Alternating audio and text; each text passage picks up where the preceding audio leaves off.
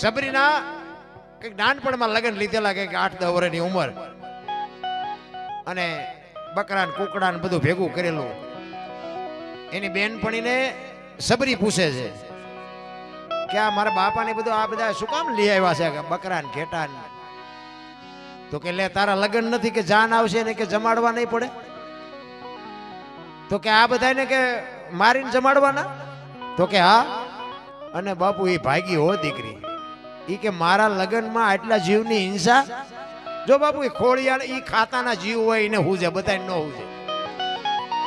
ઈ ભાગી અહીંયાથી બધા ગોતવા નીકળ્યા, પણ જંગલમાં બાપુ રહેવા વાળું જીવન ને જંગલમાં બાપુ એ હાથમાં ન આવી.